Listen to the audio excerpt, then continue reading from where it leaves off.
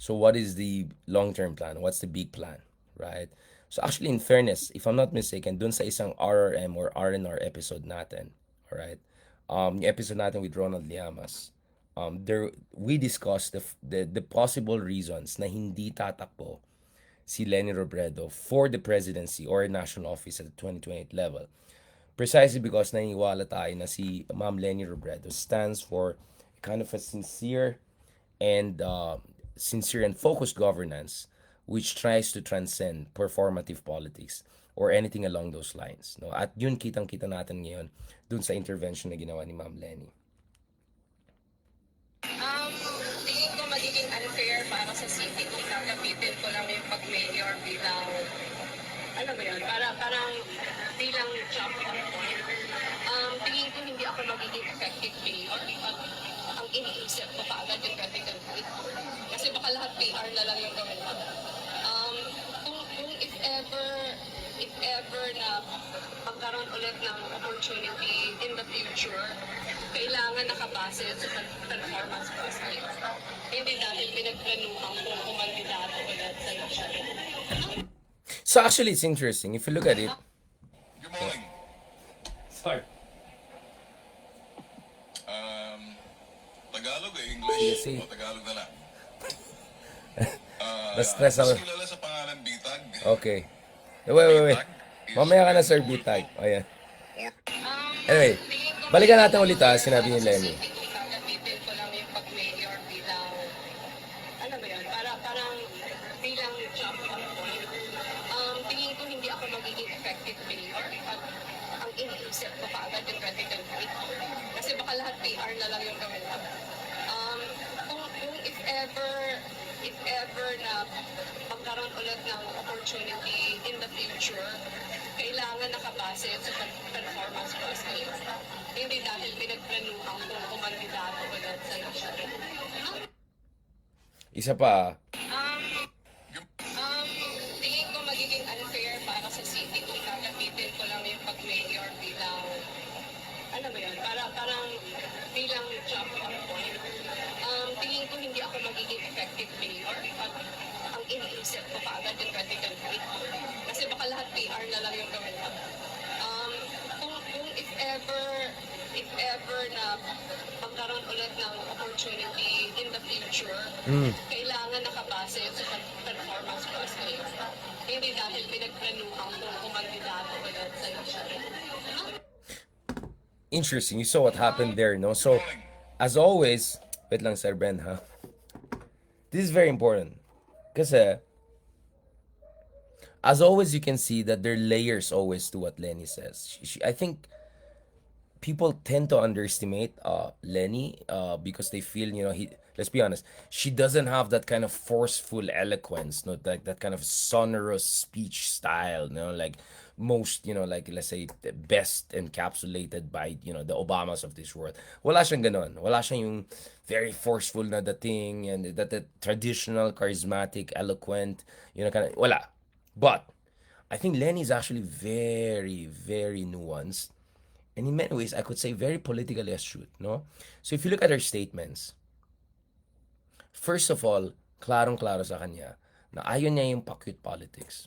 Ayaw niya yung performative politics, right? Ayaw niya yung ginagamit lang ang isang posisyon, especially doon sa kanyang bailiwick, doon sa kanyang syudad, para lang stepping stone ito. I think she used the word launching pad. I think the better term would actually be stepping stone, right? And of course, one example that comes to your mind is the case of Isko Moreno, no? And with all due respect to Isko Moreno, nakita natin what happened, di ba? Na as soon as he did well as mayor of Manila and he got national and international praise and profile for that, the next thing we know, he ran for the presidency. Now, to be fair from Isko Moreno's standpoint, ang argument niya is, I mean, well, he didn't say that openly in any of our discussion or interviews, but I think essentially ang argument niya sa lobby is, malay mo kung kailan pa maging ganun ka bango yung pangalan ko. And I think his reading was, di ba, si Leni ran the last moment, di ba? Tumakbo lang siya, yung essentially 11th hour, di ba? Hindi natin alam kung tatakbo si Leni. So, I think Isko was calculating Sarah might or might not run, and even if Sarah runs, maybe he can still defeat Sarah. And I think a part of him was wondering that if Sara doesn't run and BBM runs, he can beat BBM because A, he's gonna get the support of Pinks because Lenny will not run and likely Lenny will endorse him given yung good experiences nila working together when I was mayor of Manila and VP Lenny also helping Manila yung mga malalaking syudad to deal with yung COVID pandemic, 'di ba? Kasi in fairness to Lenny, hindi lang siya accountable. Hindi lang siya nag-top ng COA nung time na VP siya. She was also very effective in working with different folks and different groups, including with Isko Moreno, doon sa mga COVID, related relief programs, mask vaccination programs, among other things. So I think a part of Isko was hoping, and perhaps was almost sure, although mistakenly obviously, na siya yung endorse ni Lenny. And then sabi niya, siguro endorse din ako ni Digong. After all, also Digong praised me. So he saw himself as a kind of a hyper, kind of a meta candidate who could be endorsed by both Lenny and Digong because Digong believed daw sa kanya pagdating sa kanyang mayoral style, sa kanyang effectiveness, whether true or not, or at least based on the major projects, condominium, among other things that we saw during his time. Um, but obviously, Isco was wrong. He ended up with the worst of both worlds because Lenny eventually ran. And ang point ni Lenny is that I'm not sure about Isco. I don't think he really stands for what we stand for, and we have to fight it ourselves. And para kay Lenny, my raison d'etre is to prevent the return of the Marcoses to power. So tatakbo ako. Alright? And then tumakbo rin si Pacquiao. So if there was also a potential constituency, kasi hindi ko alam kung alam niya, um, there were discussions na si Leni might endorse a tandem of Pacquiao and Isko. Ang naging problema daw, again, there are multiple versions is, ang naging problema daw is, walang pumapayag sa kanila na bumaba. Both sila gusto nila maging presidente. Right? And I think at some point, many people also did not give due respect and credence to Leni because remember back then, si Leni 3% lang sa mga surveys. Who would have known that she will jump to, almost 8, 9 times? Factor of 8 or 9 na more than 20% of the votes ang makakuha niya. More than 15 million votes ang makuha niya. So eventually, that didn't work. I think there were also feelers by some people in the Duterte administration, including people who became his campaign manager who worked also in the Duterte campaign, all that much more humble level, hindi naman at the top level. I think all of them were giving him the wrong ideas, no? And so tumakbo siya. And let's be honest, in retrospect, that was probably a big political mistake, right? Now imagine had Isko stayed in Manila all the way from 2019 to 2028, 3 terms, solid 3 terms, who knows? Maybe he would have been in a completely different position. But again, hindi huli ang lahat. Isko is still running. He could do very well in Manila. He could appeal to a certain sections. But I think the way the elections turned out last time, and especially yung that horrible press conference of Lacson and Isko and all, essentially attacking Leni instead of BBM or whatever, I think that creates some complications down the road if ever he wants to aim for something higher. Now, against that backdrop, sinasabi ni Lenny dito is ayokong isipin ng tao na gamitin ko lang itong position sa naga nito tapos igawin ko lang ano lang stepping stone in her term, in her words, launching pad. So I think it's very good and principled for Leni Robredo to say that. Nevertheless, this is where you see the sophistication of Lenny's communication, which is not apparent at the first level, right? Tingin ko magiging um, kung if ever na magkaroon ulit ng opportunity in the future, kailangan nakabase yun sa performance ko as mayor. Hindi dahil pinagplanuhan kung kumandidato ulit sa election. So very interesting. So while she's saying that, as a matter of principle, hindi niya tratuin itong pagka-mayor niya sa Naga as a stepping stone, she's also not ruling out that if ever there's a clamor and if ever she's viable, she might make another run for the presidency. That's where you see the layers of sophistication in Leni's communication. Na again, hindi apparent kung you don't pay attention. In fact, the same thing you can notice yesterday, di ba? Doon sa sinabi ko kay Leni, na also she did this kind of a two-level communication, right? Two-level communication, which I think is very astute, right? Very, very astute. Um, and I mean it actually as a compliment, right? Just to be clear. After all, she's a stateswoman, right? A stateswoman is about astuteness also, right? Um, so remember yung discussion kahapon. Kasi yun, Nung Senator tinanong siya kay Leni, kasi hindi po Trillanes. kami nagkaulan. Hindi po kami nagkausap. I think last ko siya nakausap 2022 elections pa. Pero sa akin naman, nire-respeto ko yung pakiramdam niya about the meeting. Alam natin na for a very long time talagang nilalabanan na ni Senator Trillanes yung Duterte. At naiintindihan ko where he is coming from. Medyo nag-react lang ako dun sa isang statement niya na sinasabi niya na alam ko na before. See again, you see two layers to that. Layer one, compassion, understanding, naintindihan ko si Trillanes. Kaya sabi ko, sana naman you get your cue from Leni. Kaya kanina umait naman ang ulo ko doon sa mga nakakairitang dilawan na dilawan, hindi sila dilaw. Kasi kung tunay silang dilaw, kung tunay silang pink, genuine pink sila, hindi sila ganyan. Hindi sila fanatic type. Hindi sila yung intolerant type. Hindi sila yung parang halos DDS style na they'll demean and attack anyone na hindi agree sa akin. No, may mga dilawan types na nakakirita nagsumagot. Tapos kanina umay ulo ko and I said, you know what? You know what? It's not worth it. You know what? It's not worth it. And then kanina I just made the decision. You know what? I'm gonna treat those people just like the DDS trolls. They're not worth my time. They're not worth my saliva. They're not worth my effort. So dead man ako sa kanila. So I'm gonna take the Jover. No, kasi there was always a part of me felt na, kahit nakakairita yung mga iba dyan, yung mga dilawan na iba dyan, at the end of the day, in fairness naman, I think they have good intentions. In fairness, they're pushing for the right kind of, but it's like, what, it's not worth it because these people are not open to any other view. Tingin nila sila lang perfect, sila lang purist, tapos they'll attack you, they'll demean you, they'll make you feel bad about yourself. So it's not even worth it. I mean, who are these people? They're not even relevant. They're not even numerous, whatever. Despite all of their attacks and all, actually, our following even improved over the past two weeks and all of that. But that's not even the point. The interventions I made were principled intervention. I still stand by my intervention. And look at this clarification. Leni, In fact, naglinis ako ng bahay namin. Kasi alam ko na beforehand na bibisitahin ako. Hindi yun totoo. Kaya nga sinasabi ko na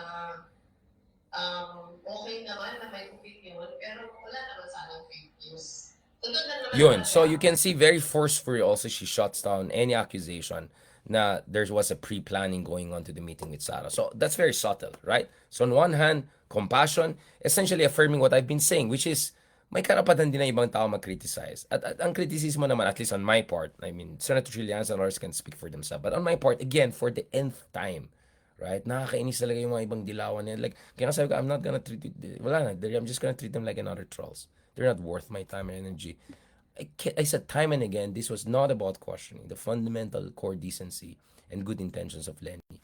Ang issue lang dyan is yung timing, yung political implications. Tsaka, di ba, in fairness kay Leni, she has been clear about her moral stance on working with the Marcoses. So some were hoping siguro ganun din yung, stance, thanks but no thanks. Maybe meeting now is not the best time or might send the wrong signal or whatever. So ganun yung konteksto ng intervention natin. But some people attacked us, made it look as if we're trying to attack the person, the person and the content of a. No, absolutely not. Absolutely not. And I felt that was extremely unfair. I felt that was deplorable. And that was so trollish and DDS style na tinitwist yung words mo and dinidimin ka and all. Senator Trillanes can speak for himself. On my part, I just said hindi tama yung timing and optics and all. And I stand by that. Absolutely, I stand by that. I think I'm correct and I'll continue to think I'm correct. But again, we can agree to disagree. Wala man problema. In fairness to VP Leni, she made it clear, naintindihan na saan galing yung mga opinion niyan. Hindi ako nagpatuloy in discussion na. She has said this just recently, 2 weeks after the incident or whatever. So thank you. That was great. At the same time, she was also very firm. No, totoo yung sinasabi namin na this was spontaneous. And in the spirit of hospitality and a religious festival, we welcome this meeting, but it had no political implications, and definitely we're not endorsing Dutertismo, and whatever they stand for. So great, good. So again, you see there this true level of communication to Leni, which tells you she's very subtle, which tells you there is a level of sophistication there, which tells you there are layers dun sa kanyang communications, and I think that tells you that she's quite an astute stateswoman, because at the end of the day, you cannot bring about fundamental change, right? Kung ano lang, di ba? Just pure heart is not enough. You have to be also astute as a woman or statesman. Now, again, going back to this, my best wishes to the good vice president in her I think halos sigurado na she'll do well as a mayor. Fingers crossed. Good luck also to Vico Soto, by the way, another great person, great progressive figure who also made it clear he's running for a third term. So Vico Soto, no, I don't think he will be. I don't think Vico will be age limit qualified 2028. If I'm not mistaken, hindi pa siya pwede tumakbong VP or president. But anyway, so I think the possibility of a Risa Leni tandem in 2028 is not impossible. But Leni made it sure she's not running because of that. Ayun yung mangyari doon sa Manila na, or at least the impression is, ginamit lang yung good record in Manila to run for something higher. And I think kudos to our mayor here in Mayor Magalang in Baguio, kudos to Vico Soto among other leaders. And hopefully, as Isko returns to Manila and all, tututukan muna yung kanilang syudad, right? And then if ever may pagkakataon, may clamor, may opportunity, uh, may even divine inspiration to run for something higher, then let it be. But for now, in fairness to Vico, in fairness to Mayor Magalang, in fairness to a lot of good mayors, and in fairness to, yeah, let's call it the incoming mayor, sorry, Mayor Leni Robredo, yeah, let's not treat this as a stepping stone. Let's serve the people because they deserve the best. All right? Last point, kanina rin nakita natin may mga pinost din si mayoral candidate Sonny Trillanes about his campaign in Caloocan. Again, as I said, you may disagree with what he said. You may not agree with his cadence. You may have some issues with, I don't know, his coup, past history. But I think, in fairness naman kay Risa, kay Ma'am Leni, among others, Senator Riza, VP Leni, I think all of them have made it clear that minsan magkakaroon ng disagreements, minsan magkakaroon ng direct, questioning of each other's claims. But at the end of the day, all are supposed to be part of the same movement. And that movement is for a better Philippines. On that note, maraming salamat. Thank you very much and for your continued prayers. So that God willing, hopefully tomorrow things move in a better direction. With Lola, with world peace, I'm also worried about some of the potential conflicts around the world. This is an interconnected world. What happens in other parts of the world is going to affect us, some more personal than others. So my also prayers on that. As we also get into a Sabbath day, we have all sorts of different blessed religious events going on with our brothers from different religious backgrounds. And also, thank you so much sa lahat ng mga sumuporta sa atin. Yes, for your stars, for your stickers. Thank you very much. Really appreciate it. Thank you for your kind comments, your constructive comments.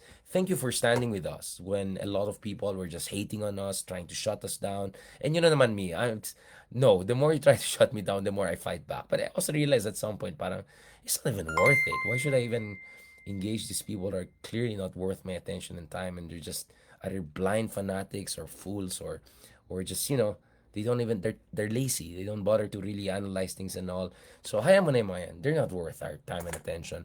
But for the sake of clarity, I just had to make that clarification. So thank you so much again, ating mga kameta and our followers, for your continued support and your continued constructive